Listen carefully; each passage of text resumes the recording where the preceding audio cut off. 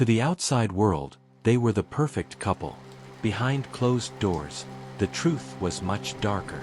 Olivia Grant was 29, bright, ambitious, and beloved by her students at the local middle school in Cedar Falls, Oregon. Her husband, Tyler Grant, 32, ran a successful auto repair business and was known in town for his charm and community service. They looked like the dream couple, always smiling at barbecues, holding hands at church, posting sunset selfies on Instagram. But behind closed doors, the cracks were deepening. Friends noticed Olivia had grown quieter.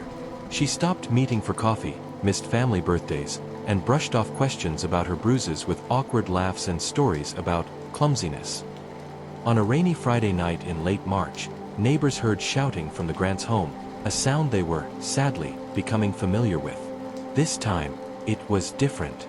The yelling stopped abruptly around 10:17 p.m. Then, nothing. The next morning, Tyler called 911. His voice was frantic. He told dispatchers Olivia had stormed out during an argument and hadn't returned. He said she left her phone behind, claimed she needed space. But something didn't sit right with the responding officers. Olivia's purse was still in the kitchen. Her car was parked outside, and there was a faint but unmistakable smell of bleach near the master bedroom. Tyler maintained his innocence, said she had threatened to leave before, that maybe she had. But Olivia's sister, Madison, wasn't buying it.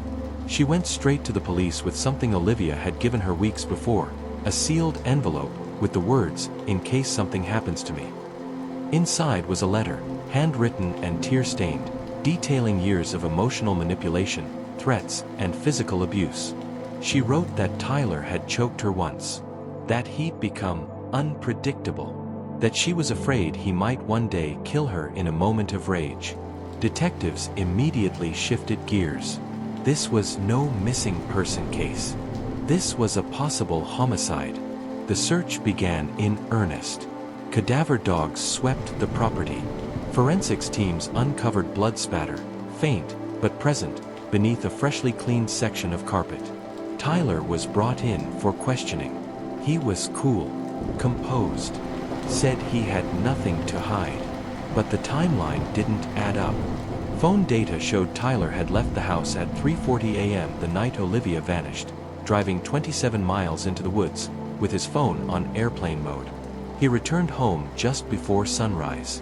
Then came the break. A hunter in the Tillamook State Forest found a shallow grave 2 days later. Inside was Olivia, wrapped in a floral bedsheet, the same kind missing from the Grants' linen closet. Tyler was arrested on charges of second-degree murder and obstruction of justice. His face, once familiar and trusted around Cedar Falls, was plastered across the evening news in handcuffs. Even then, he denied everything, claimed she must have taken her own life, that he panicked when he found her dead. But the autopsy told another story: bruising around her neck, defensive wounds on her forearms. Cause of death: manual strangulation.